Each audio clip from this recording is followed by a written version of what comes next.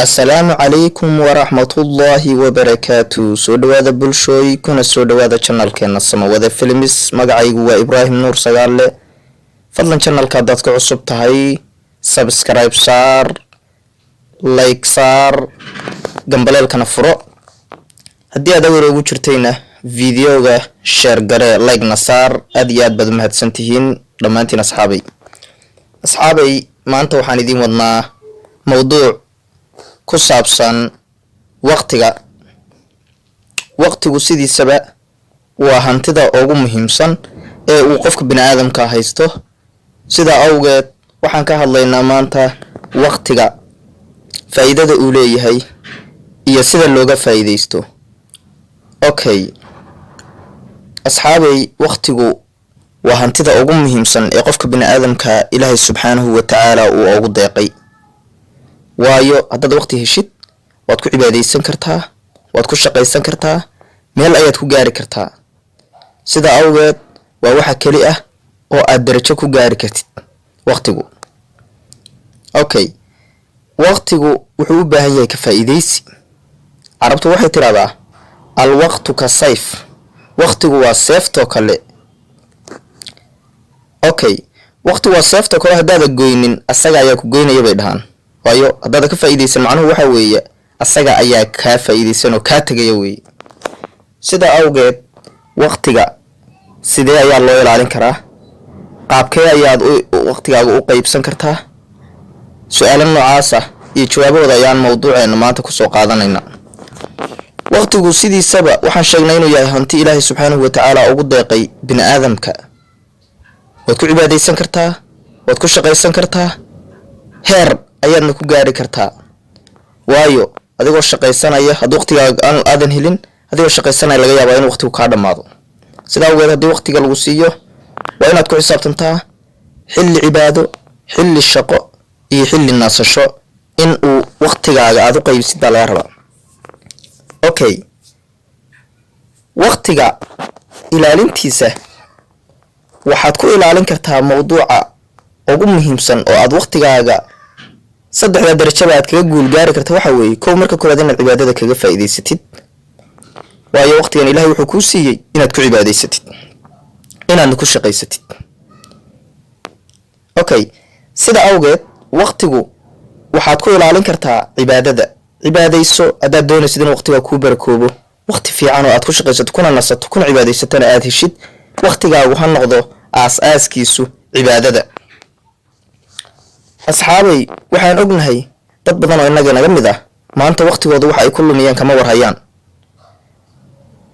waxaad arkaysaa dad waaweyn oo shaxaya, waad garanaysaa maad jeclahay, dad waaweyn oo gidaarada fadhiya oo shax ciyaaraya ama laanduu ciyaaraya. badanaa dadku dhalinyartan dambe iyo dadka horeba waxay wada fahmayaan ereyga laanduugaas waa shaxdii hore oo reer galbeedku ay soo casriyeeyeen oo dhalinyarta iyada loogu talagalay inay ku mashquulaan waqtiga ku lumiyaan. Okay, waxaad arkaysaa gidaaradii bay dadkooda fadhiyaan, qof kasta odayaashii shaxdii hore ciyaarayaan, dhalinyartana laanduu bay ciyaarayaan. maxaa loogu talagalay? in aad waqti aad ku fakerto oo aad adduunyadan ku qabsato aadan helin. awgeed ayay reer galbeedku u sameeyeen in waqtigaaga laga lumiyo oo waxyaabo geemam iyo wax aadan fahmaynin oo waqti ka luminayo lagu sameeyo. asxaabay, waqtigu waa hantida ugu muhiimsan ee Ilaahayna siiyay. sidee baan uga faa'iideysan karnaa? kow, marka koowaad waa inaad cibaadada Ilaahay subxaanahu wa ta'ala kaga faa'iideysatid. laba, marka labaad waa in aad ku shaqaysatid wixii aad adigu ku noolaan lahayd iyo wixii waalidkaaga iyo carruurtaada ku noolaan lahayd waa inaad kaga shaqaysataa. saddex, marka afraadna si aad wax soo saar u lahaatid waa in aad maskax fayow oo nasan oo degan oo aad ku xisaabsan kartid wax kastoo kaa lumaya, wax kastoo kugu soo wajahan. waa inaad iyadana u isticmaashaa waqtigaaga.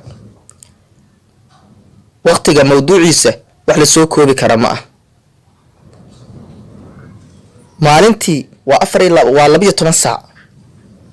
Okay, waad qaybin kartaa xilli shaqo, xilli nasasho iyo xilli cibaado. intuba waad ka dhigan kartaa.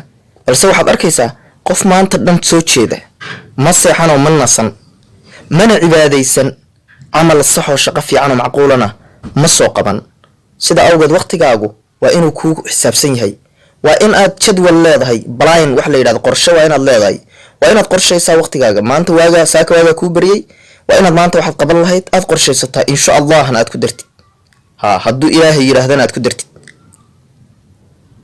waqtigaagu yunsa kullu min dhalo yunsa kullu min landu yunsa kullu min shax yunsa kullu min playstation yunsa kullu min waxaan geemamkaayo la ciyaarayo ee waqtigaagu ha noqdo waqti wax soo saar leh waqti cibaado leh iyo waqti nasasho leh asxaabi sidaan ognahay dadkii hore waqtiga way ilaalin jireen waa ku xisaabtami jireen waqtigu qiimo la lahaa ninka adduunka ugu lacagta badan oo la yiraahdo Bill Gates waa ninka adduunka ugu hantida badan hadda ma aqaan hadda waxaan jeclahay hantiilayaal kale badan baa dilay laakiin hantiilayaasha ugu weyn ku jira Bill Gates wuxuu ahaa baalashle maantana waa hantiile okay 2015 daraasad lagu sameeyay waxa la yiri lacagta uu haysto hadii la qaybiyo oo dadka loo qaybiyo adduunka ku nool